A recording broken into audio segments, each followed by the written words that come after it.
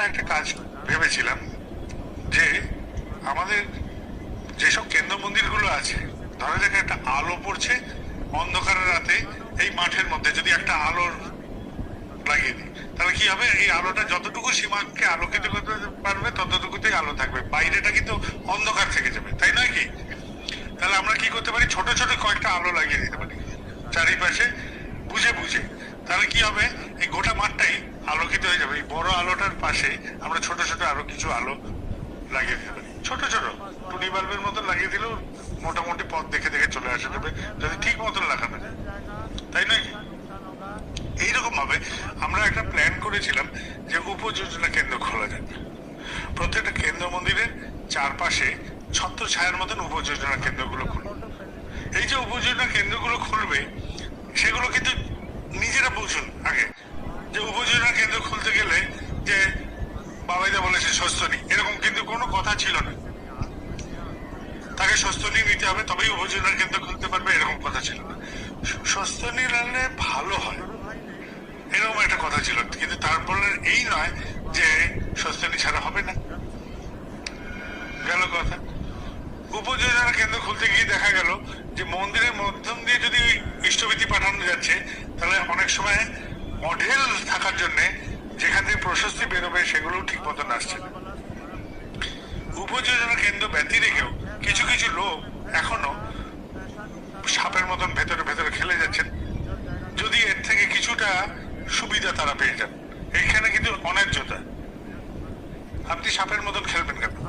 আপনি তো সাপের মতন খল নন, তাহলে আপনার কি স্বার্থ এর মধ্যে লুকিয়ে আছে যে যা চলছে তার থেকে বাইরে আপনি দৌড়াচ্ছেন? তাহলে ব্যক্তিগত কিছুর জন্যই আপনি দৌড়াচ্ছেন। সেই ব্যক্তিগতটা কি? আমার ইষ্টবিধি নেওয়ার জন্য উপযোজনা কেন্দ্র থাকা সত্ত্বেও আপনি কেন দৌড়ে আসছেন?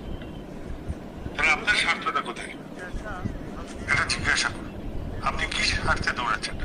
আপনার প্রশ্নই কিন্তু এইগুলোকে আটকে দেবে। এবং উপযোজনা কেন্দ্রগুলো আমরা যেখানে আছি ছোট ছোট যেন হয়, বিশাল না যে এখান থেকে এমন তেপান্তরের মাঠ যে ওই পাড়ায় কে আছে তাই আমি খুঁজে পাই না। যত ছোট ছোট জায়গায় করতে পারি। এটা কলকাতা এবং কলকাতার আশেপাশে যেসব জায়গাগুলো আছে, এগুলো শহরতলি এই অঞ্চলে আমরা প্রত্যেকটা জায়গায় উপযোজনা কেন্দ্রগুলো ছোট আকারে করতে পারি। ছোট আকারে করলে কি হবে, আমরা প্রত্যেকের খোঁজ খবর নিতে পারবো এবং আমাদের প্রত্যেকে খোঁজ খবর নিয়ে আমাদের পরিবেশ বা আমাদের যে অংশটিতে আমরা বসবাস করছি সেটাকে ডেভেলপ করতে পারবো। আমরা যদি 4 জন পরিবার থাকি সেটাকে 6 জনে রূপান্তরিত করতে পারবো, 6 থাকলে 8-এ রূপান্তরিত করতে পারবো এবং প্রত্যেকের খবর নিতে পারবো। যত বড় হবে তত খোঁজ খবরের অসুবিধাগুলো হয়ে যাবে। আমরা উপযোজনা কেন্দ্রে একটা হিরিক তুলেছি, আমাদের এখানে 800 পরিবার, আমাদের 400 পরিবার, যেন এটাতে একটা মিটার হয় এবং সেই মিটারের প্রাইস দেওঘর থেকে দেওয়া হয়, এরকম কিন্তু কোথাও নেই। তাহলে এটা নিয়ে কেন আমরা সংখ্যাটা নিয়ে আনন্দিত হই? সংখ্যাটা এখানে তথ্য ব্যাপার না। আমাদের ছোট ছোট উপযোজনা কেন্দ্রগুলো যদি খুলতে পারি, তাহলে প্রত্যেকটা উপযোজনা কেন্দ্র তারা সেইখানে চিন্তা করুন যে এই জায়গাটাকে কি করে বাড়ানো যায়। ধরা যাক মৎস্যজীবীরা যেখানে আছেন সেখানে একটা উপযোজনা কেন্দ্র, মৎস্যজীবী যে মানুষগুলো তারাই বলতে পারবেন ওখানে যে ওইখানে কিভাবে কাজ করলে বা কি ধরনের যাজন হলে ওটা ডেভেলপ করা যায়, তাই নয় কি? যারা ফুলের চাষ করছেন, মেদিনীপুরে এরকম আছে ফুলের চাষ করে, তো ওইখানে যে উপযোজনা কেন্দ্র সেখানে কি ধরনের যাজন হবে, কি ধরনের কথা হবে, তারাই বলতে পারবে। আমি সেই জন্য বলছি প্রত্যেকটা জায়গায় প্রত্যেকটা অংশ তারা দায়িত্ব নিতে। এটা যেন ঋত্বিক দাদাদের দায়িত্ব না হয় যে ঋত্বিক দাদারা আসবেন এবং বলবেন এবং করবেন। ঋত্বিক দাদারা, কর্মী দাদারা আছে যারা অথচ সবাই আপনার কর্মী যারা আছেন এখানে উপস্থিত, তারা এই স্ট্রাকচারটাকে তৈরি করতে সাহায্য করুন। স্ট্রাকচারটাকে তৈরি করতে সাহায্য করি আমরা সবাই। আমি একজন কর্মী হিসেবে বলি যে আমাদের মধ্যে কর্মী দাদাদের মধ্যেও একটা সীমা আছে, যে ওই যেটুকু আমরা দেখতে পারি ওইটুকুই আমার আকাশ, তার বাইরে আমার আকাশ দেখার ক্ষমতাও নেই, আর দেখতেও চাই না, আর কাউকে দেখতেও দিতে চাই না। তাহলে এটাও তো মূর্খামি। আমি বলছি চিদ্রূপেণ পরিব্যাপ্তম, মানে তিনি পরিব্যাপ্ত হয়েছে চৈতন্য রূপে, আর আমি তার পাঞ্জাধারী কর্মী হয়ে বলছি এইটুকুর বেশি করতে হবে না, এইটুকুর বেশি চললে হবে না, কেননা আমার তো হিসাবের বাইরে চলে যাবে, আমি এলোমেলো হয়ে যাবো। আমি এলোমেলো হয়ে যাব এই ভয় পাচ্ছি কি? যদি পাই তাহলে আলাপ করা যায় যে কিভাবে করা যায়।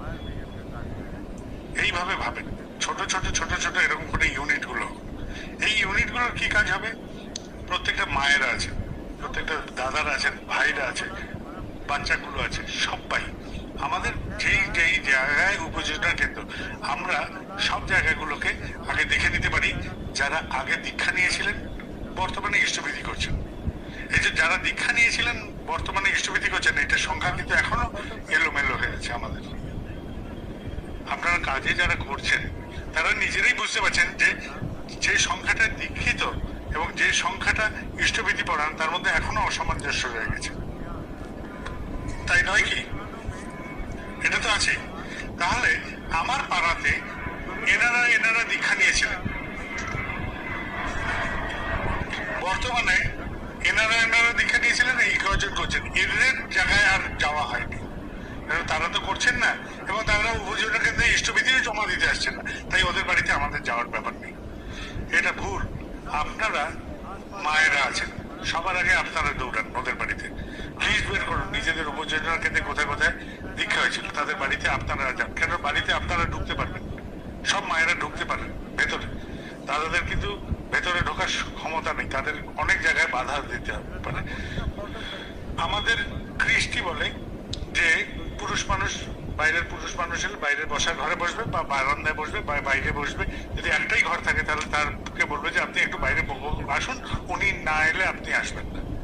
কিন্তু মায়েরা সেখানে গর্ব করতে করতে ভেতরে যেতে পারবেন।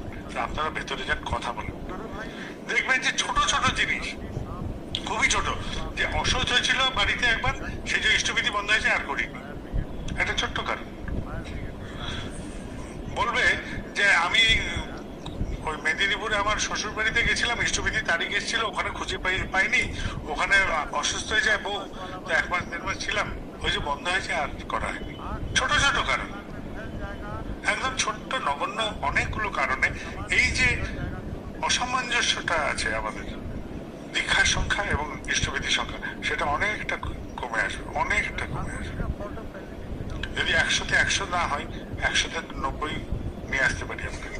এটাকে আগে দেখেন।